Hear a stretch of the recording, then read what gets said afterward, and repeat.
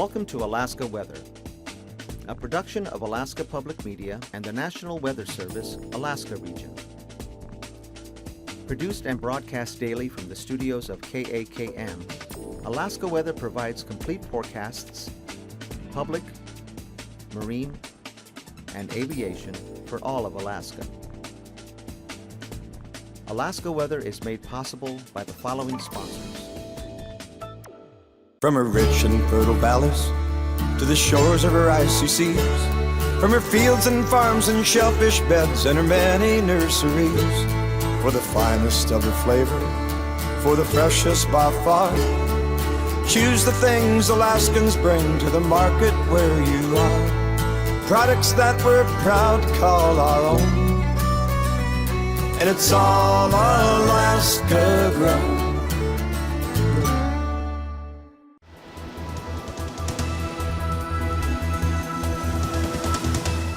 The National Weather Service. Hello again, everyone, and thanks so much for joining us here at KAKM for Friday's edition of Alaska Weather. I'm Dave Percy. On the fire danger graphic here, still quite an area of high dangers from the Seward Peninsula up into the Noatak Valleys, all the way to the east to the border, and southward in the Copper River Basin. Also high fire danger here, central Kenai Peninsula across Anchorage, back to the northwest and across the northern Kuskokwim Valley. And kind of retreating back to the northeast here, we had some rain push into the southwest interior earlier today. High fire dangers here over the northern southeast coast, mostly north of the Juneau area, and extreme fire danger in the Copper River Basin, also along the Alaska Range in places there, and there are red flag warnings out for these two areas through tomorrow due to the gusty southerly winds. Could kick up to 35 miles an hour in gusts along the Copper River again tomorrow, and the Alaska Range passes west of the Toe Cutoff looking for south to southeasterlies, 35 to 55 miles per hour in gusts again through tomorrow afternoon, and some extreme danger through here. Also looks like over the Kobuk Valley, in and around the Kobuk Valley there, extreme fire danger, as well as areas up here over the upper Yukon valleys. And moving on to the satellite today, more cloudiness, a lot more cloudiness over the southeast coast and a few showers around. Petersburg, Wrangell, Juneau had anywhere from 1 to 2/100ths of an inch or so. Pretty light, but definitely a lot more clouds, cooler temperatures there today. Sunny skies, Copper River Basin, temperatures 70s to lower 80s there, temperatures in the 80s, some cases upper 80s through the Tanana Valley, especially between the Northway area and Fairbanks, and pretty good conditions up across the Brooks Range, North Slope, a lot of sunshine today, even out along the Arctic coast. And then you can see the system that brought the rainfall in. First band here, kind of,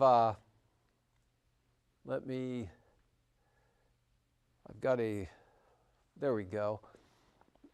Just bringing some high stuff in, with some precipitation back to the southwest and down across Kodiak Island. They had some rainfall today, a lot of clouds, another bats of moisture here in Bristol Bay. And this front moving, or the first band of moisture there, kicked off some thunderstorms here over the northwest interior earlier this morning, and again this afternoon with more moisture. The main front right about through here on the satellite imageries, and there we go. And again, more moisture bringing rain into the Bristol Bay area with a lot of clouds here out over the Aleutians. Next system right about in this area, poised to spread some rain or increase of rain there over the central Aleutians. As doing this afternoon, visibility is down under 2 miles at times at AKwx with light rain, fog, or drizzle. And on the chart today, some thunderstorm activity from the area around just south of Northway up to just south of Eagle this afternoon and on into the Yukon. A lot of clouds, a few scattered showers over the Panhandle, and thunderstorms along this trough axis there this morning. And then again, actually north of Kotzebue, occurred this morning at Kotzebue. They picked about 5/100ths of an inch of rain, I believe, with those. But some areas had more than that. But again, this afternoon, breaking out here along the trough and also all the way back into Russia. Rain falling across the Seward Peninsula, St. Lawrence Island, or advancing northward across the Seward Peninsula, and then back down to the southwest here across the Kuskokwim Valley into southern Cook Inlet, getting a little moisture working into the area there. Still west of the Homer area, and I believe Seldovia, and then showers and clouds across Yukon-Kuskokwim Delta, keeping temperatures in the 50s over most of the area there. And also a lot of clouds and some scattered showers out over the Bering Sea. And some of that moisture from the next system arriving or has arrived up over the central Aleutians. That'll continue into tonight as that low center tracks up to just southwest of Nikolsky or southeast of Atka. So rain from Adak all the way over to Unalaska and Dutch Harbor. Just generally cloudy and dry with light winds there for the Alaska Peninsula. Same story for Bristol Bay, front edging eastward and kind of dragging there across Kodiak Island for probably a few showers lingering in that area, increasing chances of rain. Southern Kenai Peninsula working up into western Prince William Sound, as well as western Cook Inlet to the Alaska Range, northwestward there across the Kobuk Valley, maybe into the extreme western Koyukuk Valley. Could get a few showers, which will actually extend a little farther to the east, but the best chance of rain areas of or periods of light rain possible there for the central Arctic coast back down to Point Hope. Otherwise, gusty southwest winds and showers with a lot of clouds here, St. Lawrence Island up across the southern Seward Peninsula, also the Bering Strait areas. And for the Panhandle, staying mostly cloudy with some scattered or isolated showers around, nothing heavy at all, and a little bit of moisture along the North Gulf Coast, but staying fair. And again, breezy here along areas of the Copper River Basin on up into the eastern Alaska Range areas, dry and mild over the Tanana Valley. And then for tomorrow, this next system spreads rain tonight into the eastern Aleutians on into the Alaska Peninsula, and that spreads northward. Looks like a pretty good chance of light rain, fog here along the southwest coast, pushing inland to at least Bethel, as far east as Bethel, and the southern Yukon Delta areas there, but definitely wind and rain here for the Alaska Peninsula. Showers Kodiak Island, leftover moisture here, south to north flow keeps it wet along the southern coast of the Kenai Peninsula into western Prince William Sound. Showers or rain cutting off roughly about Valdez eastward. Another nice day here over the Copper River Basin. Windy in the afternoon again, winds south 25 to 35 miles an hour, strongest along the Copper River. And also those wind advisories still out for the eastern Alaska Range for gusty south to southeast winds, again west of the Toke Cutoff through the passes. And it should be dry tomorrow with maybe a little more clearing for the southeast coast. Call it mostly cloudy. Could be mostly sunny, but I'll go with the mostly cloudy now as a little bit of a pessimistic forecast for that area. Southerly winds, Lynn Canal here, picking up to 30 knots tomorrow afternoon, with seas building to 6 feet there. So it'll be a little brisk up in that area. Otherwise, pretty light winds everywhere else, especially along the coast. Low clouds, areas of fog, higher pressure here over the Gulf of Alaska, lower pressure in Canada, keeping that onshore component going, but should lose the showers, I think, at this point. Some of that cloud deck will burn off tomorrow afternoon. Trough with some showers over the northern Bering Sea, still affecting the St. Lawrence Island area, but nothing in the way of any heavy wind, and not too bad over the Aleutians. Most of the shower activity of this trough staying to the north, and winds fairly light out there. Again, a little brisker here in toward that low center. And then for Sunday, there you go, thanks. And this front, that next system pushing up to the northeast, and looks like a lot of rain coming in. Not so much amounts, but coverage here. You can see from Bristol Bay, all of the southwest interior, a good portion of Norton Sound and the Seward Peninsula, northeastward there across the Brooks Range, mostly in the form of showers through this area on out toward the eastern Arctic coast. Clouds, areas of fog back to the west there, and winds kicking up offshore anyway. At least the marine forecast showing east-southeasterlies 30 knots or so there for the eastern Arctic coast. Staying pretty nice, just variable high clouds through the eastern interior, and temperatures probably into the 70s once again. Quite windy again through the Copper River Basin, and heavier rain of the soaking rain variety looks pretty good here for the eastern slopes, the windward side of the western Alaska Range. Also for the southern eastern Kenai Peninsula up into western Prince William Sound, chances of rain increase. Probably see a little bit of moisture getting into the Valdez area in the afternoon. Cordova as well. Staying fair there for Yakutat, and again higher pressure aloft building in a little stronger there, so I think it'll be a mostly sunny day here for the southeast coast. Could be some areas of low clouds and fog burning off in the afternoon, but probably hugging the coastline here throughout the day. And again, those south winds for Lynn Canal for the opening of the salmon fishing season there, which begins at noon. So northern Lynn Canal, looking at those south winds, 30 knots sustained, so it'll be a little brisk there for the opening of that fishing season. And out to the west, high pressure makes winds light there over the Aleutians and some showers in over the Bering Sea. Temperatures this afternoon, well, along the southeast coast, quite a bit cooler than yesterday. Upper 50s to lower 60s or mid 50s, 55 Elfin Cove, definitely a lot cooler than yesterday, 63 at Metlakatla, 60 in Klawock, 57 there at Juneau. And for the North Gulf Coast, right around the 60-degree mark, both at Yakutat and Cordova, 66 Valdez. Much cooler here, the Kenai Peninsula, Kenai at 59 degrees, while Anchorage at the airport pushed up to 67, 59 at Homer, into the mid to upper 70s through the Susitna Valley from Big Lake northward to Talkeetna, and also into the Matanuska Valley. Upper 70s here for the Cop River Basin region with 78 at Kennecott, 77 at Gulkana, 84 this afternoon in Tok with 83 at Fairbanks, back up to 84 at Tanana, and Salcha along the Salcha River. They had 87 degrees this afternoon. That was the warmest location I could find. Farther up to the north, looking 70s, mid to upper here, upper Yukon Valley to the Brooks Range. 76 degrees at Umiat Airfield this afternoon with a lot of sunshine. Even Wainwright pushed up to 71 this afternoon. Otherwise, Barrow had 54, 38 over at Kaktovik, 58 at Point Lay, and quite a range here, 57 at Deering to 72 in Kotzebue.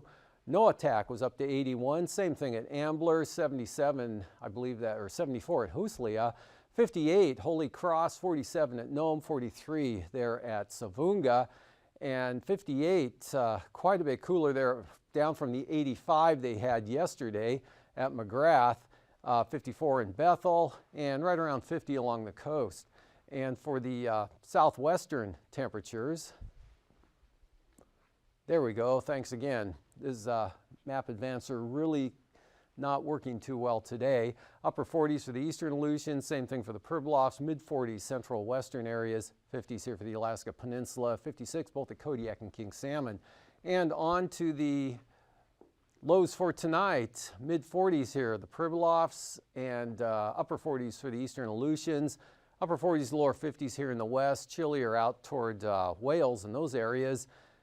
Pretty mild up there on the north slope. Looks like lows in the mid to upper 50s there. Lower 60s, upper Yukon Valley down in toward the greater Fairbanks area.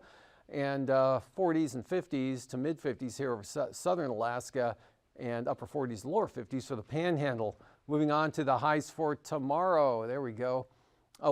Back into the 70s here for the eastern interior. Cooler with the rain and clouds back in the west, 50s.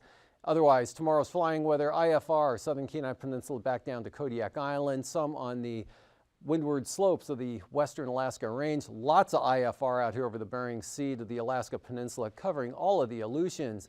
And for tomorrow afternoon's flying weather, still lots of IFR out here along the coast up into the Bering Strait, also the western Arctic coast along or just offshore.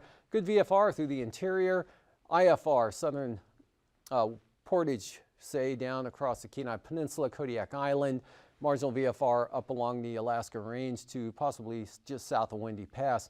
And for the south, or for the passes, Anatuvik, VFR becoming marginal as the moisture slides northeastward. And I think I need an advance on the next one there. Thank you. VFR becoming marginal for Adigan, and there we go, Lake Clark and Merrill.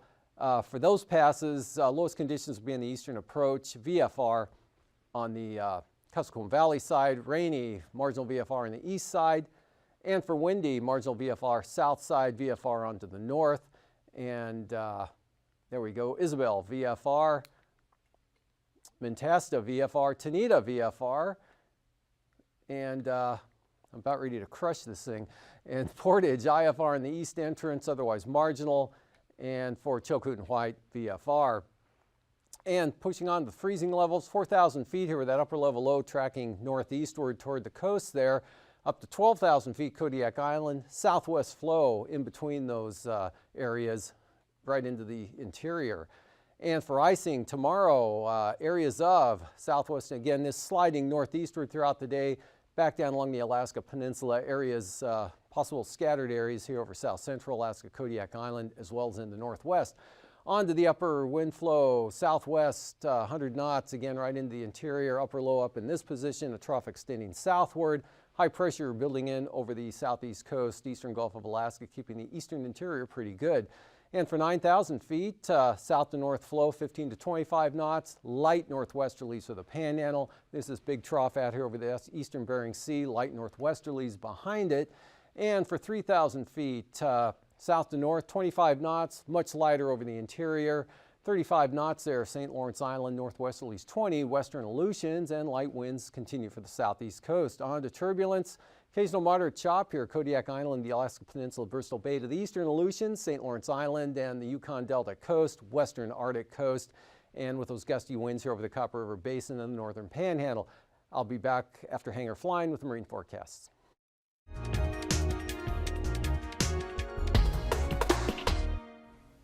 Good evening, I'm Harry Keeling, and on behalf of the Alaskan Aviation Safety Foundation and Alaska Public Media, welcome to Hangar Flying. Our guest this evening is Craig Hoeppner. Craig is the chief pilot for the Anchorage base for Alaska Airlines. He grew up in San Jose, and if you ask him, Craig would tell you that he credits a neighbor when he was growing up that flew for United and kind of got him interested in flying.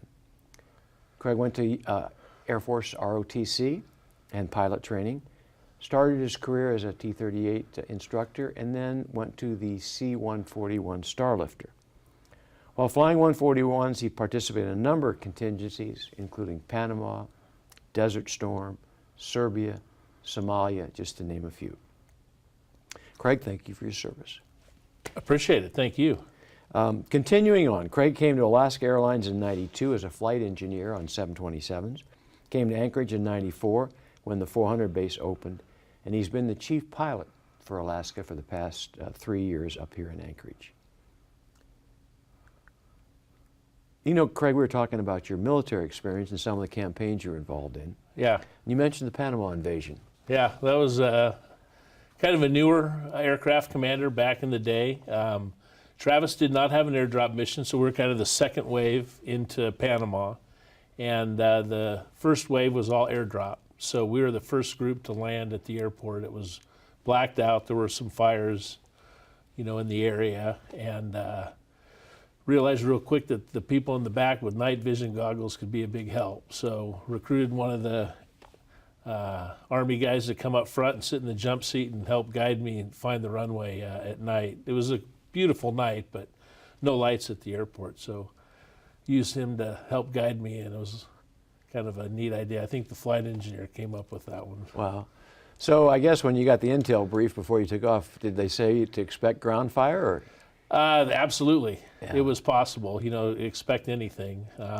Fortunately, that initial wave of troops had gotten everything pretty peaceful. We didn't spend a lot of time on the ground, but no gunfire to speak of. So talking about the 141, you know, in talking to you, it sounds like you got a lot of respect for it. I do. It was a good airplane. And what, maintenance-wise or flight characteristics? A little bit of everything. You know, it started out in Vietnam in the A model. You know, you see it on a lot of the airlift shows, a lot of the aerovacs. It was extended 23 feet, I think, at some point in the mid-'80s, and especially Desert Storm, you know, that the entire fleet stayed airborne for just, I mean, almost constantly for 12 straight months, supplying everything down into the Middle East that didn't come by ship. Probably not a lot of airframes that could withstand that kind of punishment. No, and even that took its toll. Those airplanes were they realized real quick there was a need for a replacement, and that helped the C-17 get its funding. So now you're with Alaska Airlines. Yeah. In fact, you're the Yep. chief pilot for the Anchorage base. What is the tell our viewers about your current job, what that entails, what kind of Yeah. responsibilities you got? My job is similar to maybe what a principal's job would be at a high school, except we don't have students, of course. But my job is to take care of the pilots, make sure they have everything they need to do their job safely, and recognize the amazing job they do, and figure out ways to make sure that they know that what they're doing is the sacrifices they're making and the challenges they deal with every day is appreciated. And today was a good example. You know, that barbecue was kind of one of our ways of just saying Tell our thanks. viewers what you did. Yeah, I spent the morning, well, from about 8 till 2 barbecuing hamburgers and hot dogs, and it really was for the entire airport on behalf of Alaska Airlines. We had the people from Princess Cruises came by. Oh, nice. The maintenance staff doing the grass came by and helped out. The tower, all of the folks that work in the tower came by and joined us. So it really was just thank you to everybody for the help we get. So that sounds like a fun part of the job. Absolutely. Are there any Yeah, difficulties? it's tough. I remember when Sean, my predecessor, took over, he said, the toughest part of the job is the fact that you know all of the misery that's taking place in everyone's lives, the families that are battling, you know, with children with diseases and cancers, and wives that, you know, want ALS, and just all of the stuff that is life, Yeah. you know, and making sure they have all the resources they need, and you know, we recognize and are taking care of those as well. And that really is the bigger part of the job. Well, it certainly sounds like you're cut out for it, and you have their best interests at heart. So appreciate that, because you know they're all part of our community. Absolutely. And it's nice that we've got a principal looking after them. Well, it's fun. I enjoy it. You know, I had two really good predecessors. Terry Smith was, of course, legendary, and then Sean Ellis did a really good job taking over the reins from him. So, yeah, it's been fun. Now, not to mention all the really good military commanders that I worked for. Yeah. So. Oh, good. So listen, I've run out of time. Completely run out of time. I want to get you on again, and I want to talk a little bit about the safety culture at Alaska Airlines. Absolutely. Great. Love to. Thanks for being on the program tonight. Oh, thank you. Ladies and gentlemen, I hope you enjoyed tonight's program, and we'll get Craig back on to talk a little bit more about his job with Alaska Airlines. Until next time, fly safe.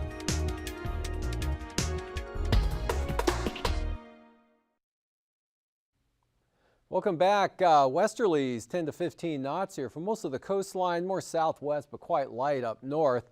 Northwest 20 knots tomorrow for Clarence Strait, light for Stevens Passage, and then winds increasing to 30 knots for Lynn Canal. And for Sunday, again, looks like 30 knots for the opener up there for Lynn Canal for the fishing opener. 30 knots, so a little brisk. It's like a near gale. Otherwise, small craft advisories for the extreme north coast, diminishing and turning west to northwest of 15 down south. And for south central Alaska, Cook Inlet, southeast winds 15 knots, southeast 20 for Prince William Sound, south to southeast North Gulf Coast at about 20 knots. Small craft advisories, Barren Islands into Kamishak Bay, south to east winds 20 knots for Kodiak Island and Shelikof Strait. And then for the Alaska Peninsula, for tomorrow, we've got small craft advisories here, southeast winds from Bristol Bay all the way down to Cape Sarachev, and then on the Pacific side, south to southeast 30 knots, seas 10 to 12 feet. For Sunday, southwest 25 knots here, west-southwest 25 for the peninsula. Those blow right on up across Bristol Bay out to the Aleutians. Eastern Aleutians, northwest, 20 to 30 knots with 6 to 10 foot seas for the Fox Islands, and westerlies 20 to 25 knots here for the central areas, extending all the way out to Shemya. And for Sunday, that area, pretty light out west, southwest down to 15 knots, the Adak and Atka area, southwesterlies 15 to 20 knots for the Fox Islands, 6 to 9 foot seas. And the southwest coast for tomorrow, southeast 25, south of Nunivak Island, otherwise southerlies 20 to 25 knots up to St. Lawrence Island, Small craft advisories for the northern Bering Sea. And for Sunday, westerlies 20 for the Pribilof, southwest 20 southwest of Nunivak Island, northwest but light up to the north. And for the Arctic coast, east-southeast 25 to 30 knots, brisk wind advisories for the central coast, lighter winds back to the west. And for Sunday, looks like easterlies 10 to 15 for the eastern coast, southwest 10 to 15 for the central coast, southerlies 15 from Wales to Cape Beaufort. And for tonight, rain advancing eastward here along this front into south central Alaska, increasing clouds. More rain back here to the southwest, which tomorrow will push northeastward and spread up into the Kuskokwim, maybe the Yukon Delta. Gusty winds and rain here for the Alaska Peninsula, becoming showery over the eastern Aleutians, and southerlies at about pushing that rain up into the Kenai Peninsula, with showers over Cook Inlet up into the Susitna Valley, isolated thunderstorms along the trough axis off to the northeast, becoming partly to mostly sunny for the southeast coast, dry conditions, gusty winds in the north end, 70s here for the eastern interior. And for Sunday, next system, a lot of rain here from Bristol Bay northward to the Seward Peninsula, northeastward, becoming showery out toward the eastern Arctic coast. Heaviest rain will occur over the southern Kenai Peninsula this front, western Prince William Sound, also the eastern slopes of the western Alaska Range of the half-inch or more variety, possibly in 12 to 16 hours, and a better chance of rain for south central Alaska, fair across the Panhandle. Thanks for joining us. These forecasts are to be used for planning purposes only. Call 1-800-WX-BRIEF for a formal pre-flight briefing. Always file a flight plan before you go flying. The U.S. Coast Guard Auxiliary urges you to leave a float plan with a friend or the harbor master before you go boating. Alaska Weather is made possible by the following sponsors.